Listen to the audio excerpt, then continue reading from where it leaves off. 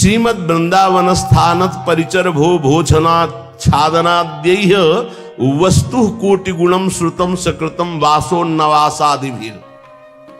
तुम्हें एक उपाय बता रहे हैं जिससे तुम्हें जल्दी लाभ मिल जाएगा कि जो वृंदावन वास कर रहे हैं भगवत प्रेमी जन, आप उनकी सहायता कर दो, परिचर्या कर दो। भोजनाच्छादन यदि उनके जल की व्यवस्था, भोजन की व्यवस्था, वस्त्र की व्यवस्था, वास की व्यवस्था, वस्तु कोटि गुणम श्रुतम सुकृतम वासोन्नवासादि भी। वस्त्र है, अन्न है, जल है, व्यवस्था उनके रहने की, तो बोले जो ऐसा करता है तो अन्य जगह से करोड़ गुना बढ़कर उसको यहां लाभ मिलता है। वस्तु कोटि गुणम श्रुतम सुकृतम, सुकृतम माने तो पुण्य।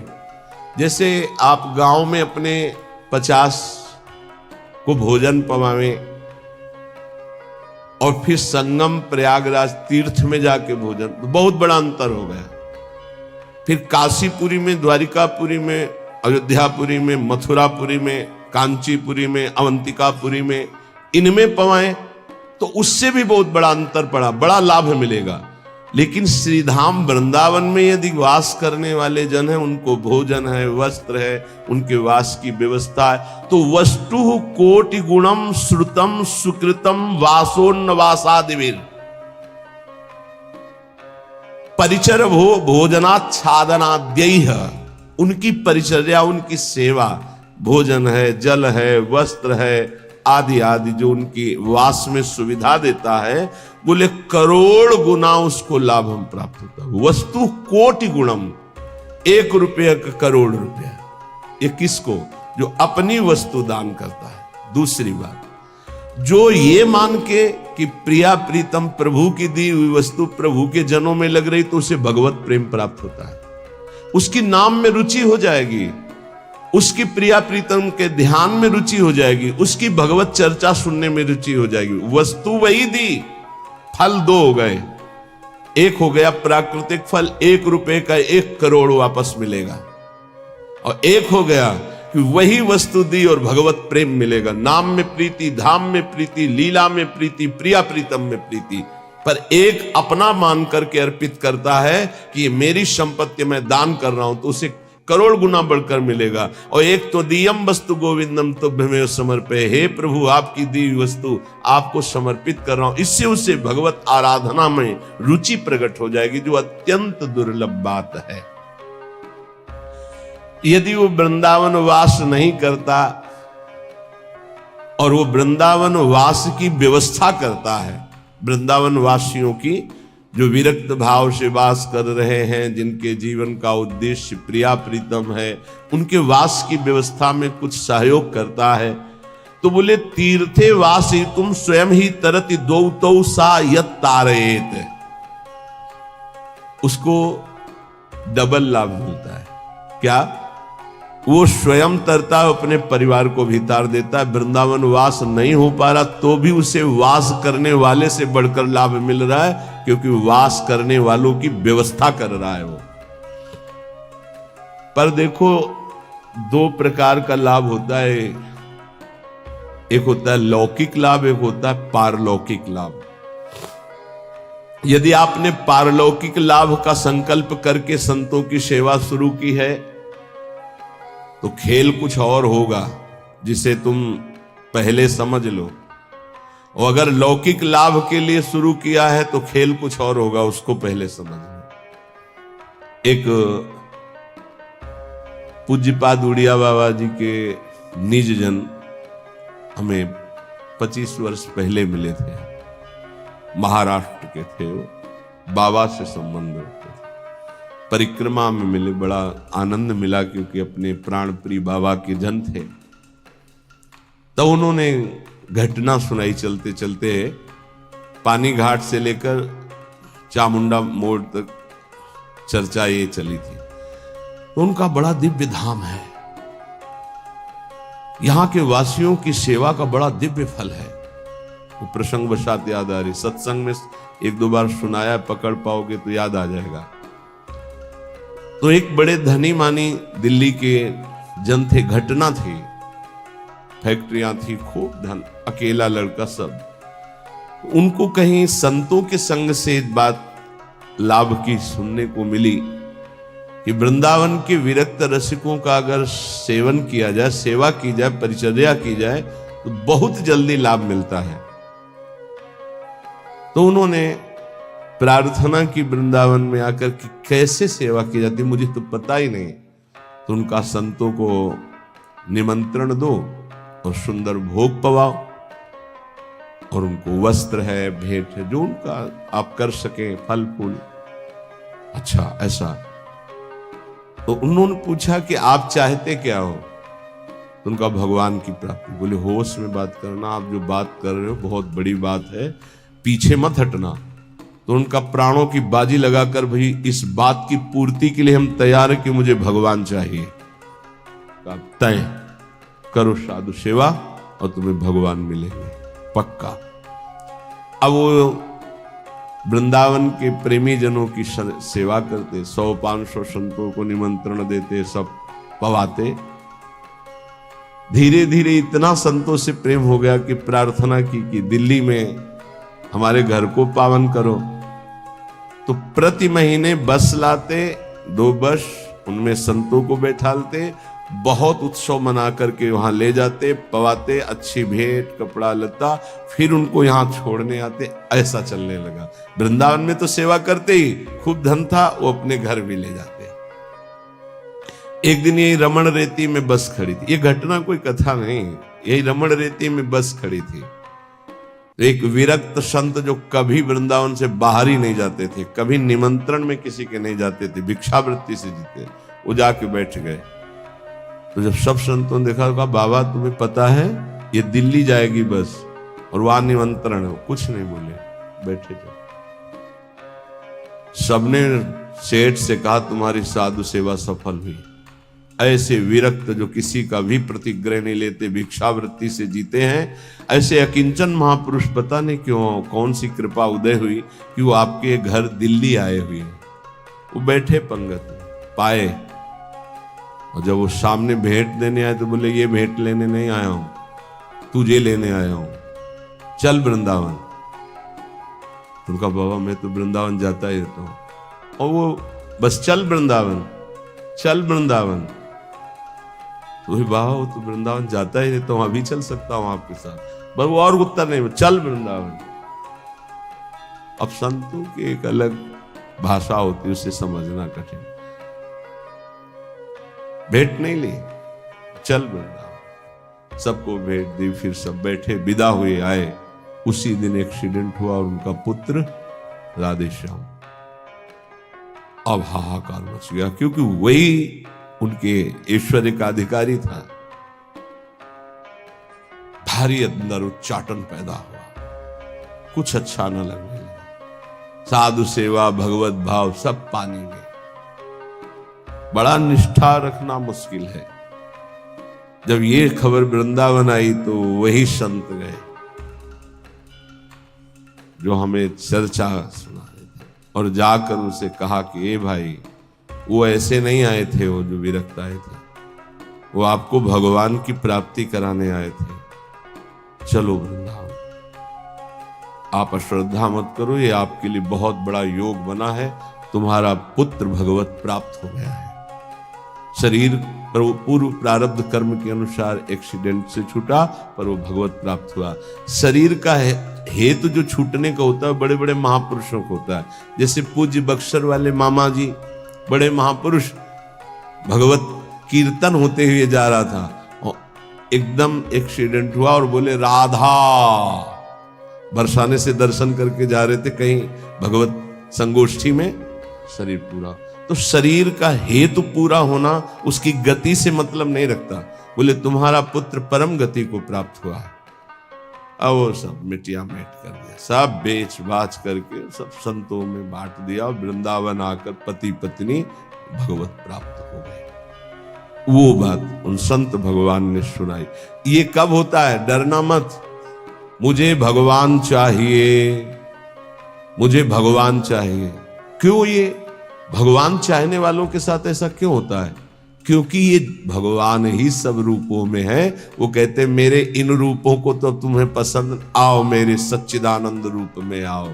तो सबकी ममता ताग बटोरी तुम नहीं कर सकते, वो बटोर लेते, आओ मेरे सिवा रह नहीं गया कोई। ये कृपा होती है। हे युधिष्ठिर, जिस पर मैं कृपा करता हूं उसका सबसे पहले प्रियजनों से वियोग कराता हूं और धन का अपहरण कर लेता हूं और किसी का भी किसी योग्य न रखकर, किसी काम लायक न रखकर उसे ऐसा कर देता हूं कि सिर्फ मेरा ही भरोसा, मेरा ही आश्रय। तो एक शब्द में कहा, उसका सर्वनाश कर देता हूं। आओ होली खेलो। सर्वनाश की होली खेलना हो तो श्री कृष्ण से प्यार करना। डर गए ना? डरना मत। सर्वनाश का मतलब है तुम्हारी मृत्यु का नाश, तुम्हारे काम क्रोध लोभ मोह मद मत्सर हर विकार का नाश। और सच्चिदानंद स्थिति में ऐसा नहीं है कि सबके धन का अपहरण कर ले। अम्बरीश जी चक्रवर्ती सम्राट, दशरथ जी चक्रवर्ती सम्राट, वृषभानु जी, नंद बाबा, बड़े बड़े महाभागवती हैं जिनके आंगन में भगवान घुटने के बल खेल रहे। कभी कभी भक्तों की अनेक जन्मों के संस्कार को भस्म करते हुए माया समेट लेते हैं। यही माया है, मैं और मोर तोर तय माया। तो यहां कह रहे हैं, जो अपनी वस्तु मानकर दान करता है उसे करोड़ गुना बढ़। ये अच्छा लगता है, ये अच्छा लगता है। एक देव करोड़ भंजाओ। और दूसरा है, आपकी वस्तु आपको समर्पित, वो सीधे आपको प्राप्त करेगा प्रभु को। अनंत काल तक के लिए महान वैभव संपन्न सुख संपन्न प्रभु के समीप, जो हमारे प्रीतम है, जिनके हम अंश है, वास्तविक जो हमारे संबंधी है। ये तो सब संबंध का नाटक है, वास्तविक सत्य संबंध हमारा प्रभु से है। तो श्रीपाद कह बहुत सुंदर उपाय बता रहे। साधु सकनो से, यदि तुम ऐसा कर सको, संपूर्ण संसार स्वाप्निक है, इसका त्याग कर प्रिया प्रीतम का ध्यान करो। बोले बड़ा कठिन, कैसे करूं? बोले आओ वृंदावन रसिकों का संग करो, तन नाम जप, उनका नाम जप करो, नाम कीर्तन करो, लीला कथा सुनो, तुम्हारी प्रीति हो जाएगी प्रिया प्रीतम में। बोले बहुत कठिन है, इसमें भी मन नहीं लगता। तो फिर ऐसा करो, जो वृंदावन वासी विरक्त जन, उनको भोजन कराओ, उनके वस्त्र की व्यवस्था करो, उनके वास की व्यवस्था करो, उनके वास की सुविधा दो। वस्तु कोटि गुणम श्रुतम सुकृतम वासोन्न वासादि भी, वस्त्र और वास आदि की व्यवस्था, भोजन भोजनाच्छादन की व्यवस्था। तो बोले वास ही तू स्वयं ही तरते, वो स्वयं तर जाएगा। और दो तव स यत तारेत, और दो को तार देगा, आगे की पीढ़ी और पीछे की पीढ़ी, उनको भी तार देगा। प्रेमानंद रसात्म धामनि परे वृंदावने वासको, त्वाश्चर्याम वृषभानुजा प्रियरतिम प्राप्नोत्यनायासतः। अनायास उसे प्रिया प्रीतम के चरणों में प्रीति प्राप्त हो जाएगी, जो वृंदावन वासियों से प्रीति करते हैं। पूज्य श्री मथुरा दास जी के वचन, बहुत बड़े महापुरुष थे। वो कहते थे कि ए जी, हम तुमको एक गुप्त बात बताएं, तुम किसी वृंदावन वासी से ऐसा प्रेम कर लो कि वो तुम्हारी याद करे। वो भगत नहीं आया, बस जान लो कि प्रिया प्रीतम जरूर तुम पर रीझ जाएंगे। कोई यहां का वासी तुम्हारी याद कर ले। अब ऐसे नहीं कि हमारी याद कर लेना, ऐसे आचरण करो कि वो तुम्हारी याद करे। ऐसी प्रियता बढ़ाओ कि वो तुम्हें अपना कहे। अच्छा, बहुत दिनों बाद आप दर्शन दिए, कई बार याद आया, आपकी स्मृति आई। अहो भाग्य, धाम में बैठकर भजन करने वाले आपकी याद करें। ये पूज्य मथुरा दास जी कहते थे, तुम ऐसा अपनापन करो किसी वृंदावन वासी रसिक से कि वो तुम्हारी एकांत में सेवा का स्मरण करके याद करे। तुम्हारे आचरण, तुम्हारा स्वभाव, तुम्हारी भजन पद्धति, तुम्हारा अपनापन, वो एकांत में तुम्हें याद करे। तो कह रहे, प्रेमानंद रसात्म धामन परे वृंदावने वासकस्त्वाश्चर्याम वृषभानुजा प्रिय रतिम। आश्चर्य की बात, प्रिया जी के चरणों में प्रेम प्राप्त हो जाएगा इन वृंदावन वासियों की सेवा से। और कहते प्राप्नोत्य अनायासता, इसके लिए तुम्हें कोई साधना नहीं करनी पड़ेगी, अनायास प्रेम की प्राप्ति हो जाएगी। निष्किंचनान कृष्ण रसे निमग्नान महानिरीहान जनसंग भीतान। पर सेवक जो निष्किंचन है, अकिंचन महापुरुष जो प्रियालाल के अनुराग में रंगे हुए हैं, उन्हीं को निष्किंचन कहा गया है। प्रियालाल के सिवा जिनका कोई नहीं है, ऐसे कृष्ण रसे निमग्नान, जो प्रिया प्रीतम के प्रेम रस में निमग्न है, ऐसे की सेवा से प्रिया प्रीतम का प्रेम रस प्राप्त होता है। ध्यान रखो, छल कपट का भी बहुत राज्य है। यही पास में ही राजा था कंस, कहीं दूर नहीं था। तो अगर कृष्ण की नगरी है तो पास में कंस की भी नगरी है, उसका भी प्रभाव होता। जैसे आपने 100 रुपया दिया और उस 100 रुपये का किसी ने मदिरा पान किया, जिसको दिया, अब वो आपके सुकृत नष्ट हो जाएंगे। बहुत धन देने के लिए पात्रता की अत्यंत आवश्यकता है। बिना पात्र के धन मत दीजिएगा। भोजन के लिए पात्र और वस्त्र के लिए, इसके लिए नहीं सोचना। जैसे कोई ठंडी में कांप रहा है तो पात्रता नहीं देख रही।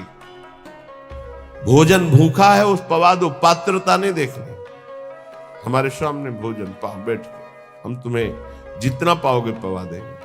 सर्दी है, ये लोग कपड़े हो, ठीक है। लेकिन जब रुपया देने की बात आवे तो बहुत होश में देना चाहिए कि उस रुपये का क्या करेगा। निष्किंचना नाम कृष्ण रसे निमग्नान, बहुत छल है। कोई बिरला, सैकड़ों में कोई बिरला एक ऐसा जो भगवान के मार्ग में विशुद्ध चलना चाहता। नहीं तो ये माया ऐसी बुद्धि भ्रष्ट कर देती कि वेश का दुरुपयोग और नौटंकी। अगर हम ऐसे को अर्थ देते हैं, ऐसी की व्यवस्था करते हैं, तो हम भी पाप के भागी होते। इसलिए पात्र देख करके, ऐसा नहीं कि मनमानी, पात्र देख करके। भगवान के निज जनों के द्वारा कभी अभद्र व्यवहार नहीं हो सकता। ये बिल्कुल दिमाग में लिख लो। ऊसर बरसई तृण नहीं जामा, संत हृदय जिम उपज न कामा। जैसे ऊसर में तृण नहीं जमता, ऐसे संत के हृदय में अभद्र भाव नहीं आ सकता। भूल न देह कुमारग पाऊं। ये जो जीने के लिए इस वेश को स्वीकार कर लेते हैं, उन बहुत हानि हो जाती है। क्योंकि उनका उद्देश्य केवल रसेंद्री जनेंद्री इंद्रियों का भोग होता है और बहुत बुरी तरह उपहास करते हैं इस वेश का। इसलिए यहां जहां सेवा की बात आई है, वहां एक शब्द और आ गया है, निष्किंचना नाम कृष्ण रसे निमग्नान। जो अकिंचन है, जिनका प्रिया प्रीतम के सिवा और कोई लक्ष्य ही नहीं है, श्री कृष्ण रसे निमग्नान, जो श्रृंगार रस, महामाधुर्य रस वृंदावन का उसमें मगन है, ऐसों की सेवा बहुत सोच समझ के।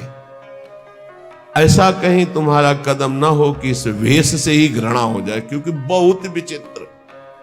बहुत विचित्र खेल है। यहां समझ पाना बड़ा मुश्किल, बड़े बड़े धोखे में हो जाते हैं। दर्शन भक्त अनूप और रूप न शोभित प्रीति बिनु, और भरम भटकत भूप श्री हरिवंश कृपा बिना। सेवक जी कह रहे ऐसा स्वरूप है दर्शन का बाहरी, महापुरुषों के वचनों पर स्थित।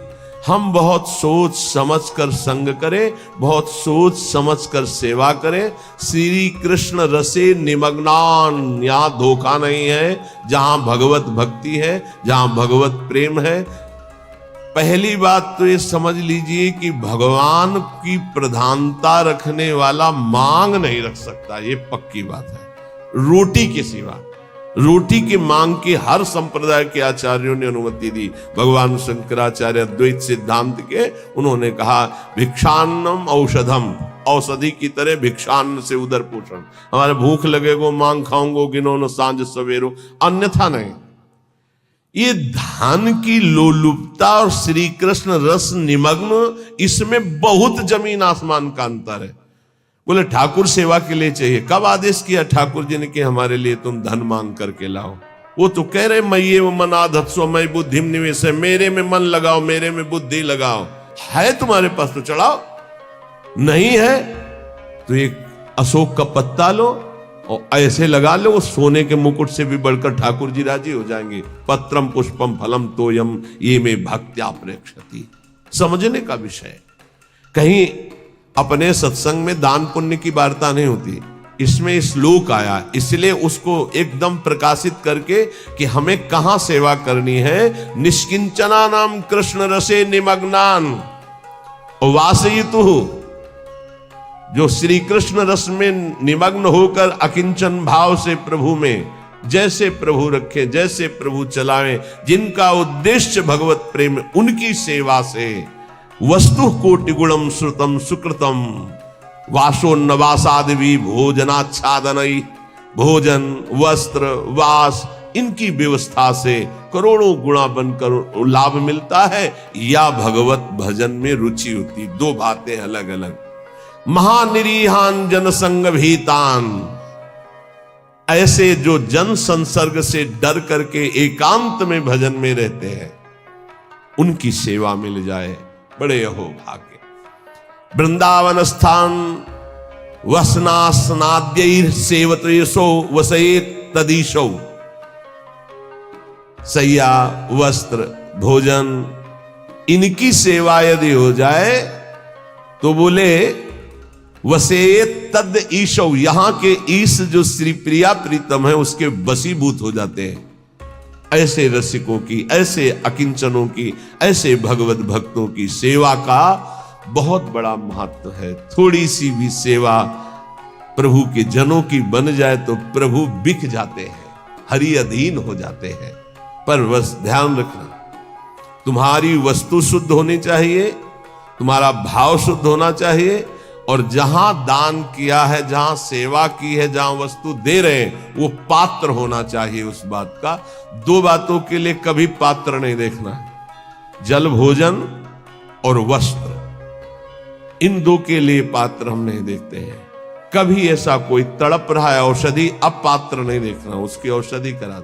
अर्थ देना है, व्यवस्था करना है तो देखना है ये हमारे अर्थ का सदुपयोग यहां होगा या दुरुपयोग होगा। कानपुर की एक बहुत धनी माताजी नैमिषारण्य पूज्य स्वामी नारदानंद सरस्वती जी उनके पास गए। ऐसे महामहिम बहुत ज्ञानी महापुरुष थे, बड़े ही सिद्ध चमत्कारी महापुरुष। एक बार उनको संगोष्ठी में पहुंचना था तो बैठे हुए थे, गाड़ी फेल हो गई। वो जीप जिसे कहते, जीप उस समय चलती थी, पर्दा लगे जो महिंद्रा ऐसे कुछ नाम, ऐसे जीप चलती, वो रास्ते में बंद हो गई। अब वहां कई किलोमीटर तक कहीं कुछ सुधार का नहीं, और स्वामी जी को ठीक समय पे पहुंचने का अभ्यास था। समय बहुत, जो संत जन होते अपने समय का तो दंड लिए हुए थे। उनका स्टार्ट करो, बोले बहुत बार स्टार्ट करने का प्रयास किया, नहीं स्टार्ट किया। ऐसे दंड स्पर्श किया मशीन, बोले स्टार्ट करो, साबले स्टार्ट हो गए। नारायण नारायण, लक्ष्य में जहां पहुंचे दंड उठाया, मशीन बंद, उतरे रोशन किया सब। ऐसे सिद्ध महापुरुष जड़ वस्तु में भी संकल्प से, जब चबूतरा चल सकता है तो गाड़ी कैसे नहीं चल सकती। भजन का एक अद्भुत प्रभाव होता है। उनके पास 1 रुपया, और कहा महाराज मैं गरीब हूं, 1 रुपया से चाहते हो आपके नैमिषारण्य में जितने आश्रम में, किलोमीटर में आश्रम है, वो सब संत पाए, ऐसा हो सकता है? उनका हाँ माता जी बिल्कुल हो सकता है। भंडारी को बुलाया, बोले 1 रुपया। उस समय नमक 1 रुपये का 5 किलो मिलता था, वो जो टोरा वाला नमक होता है, 1 रुपये का 5 किलो नमक मिलता था। 5 किलो नमक में तो पूरा नैमिषारण्य का भोजन बन जाएगा। 5 किलो नमक तो थोड़ा पड़ा। बोले एक नमक लाओ 1 रुपये का, और सब भंडार में सब्जी दाल सब में नमक इन्हीं माता जी का पड़ेगा। माता जी आप भी प्रसाद पाया। प्रसाद पाने के बाद का थोड़ी भेंट देना चाहती। उनका आप तो कहती थी गरीब है, हमारे पास 1 रुपया, भेंट तो दे दिया।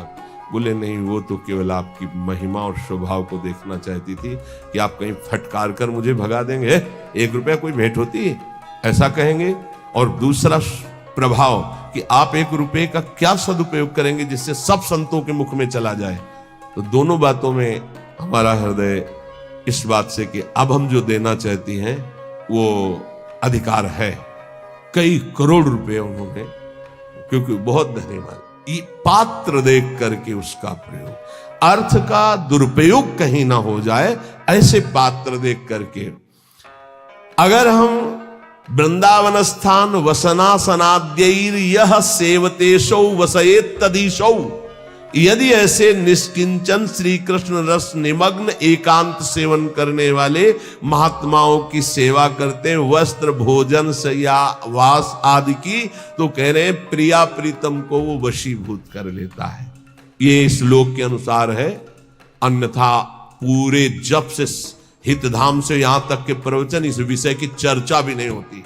ये दान पुण्य का यहां हमारा कोई महत्व नहीं है। हमारा महत्व है मन को प्रिया प्रीतम में लगाओ, राधा राधा जपो, सबसे बड़ी बात यही है। अब ये प्रसंग है इसलिए इसकी चर्चा हो रही, इसका महत्व नहीं। ये मत समझा जाए कि ये कोई खास महत्व की बात है, खास महत्व की बात है। एक एक श्वास प्रभु में अर्पित करके राधा राधा राधा ऐसा निरंतर समय को व्यतीत करें।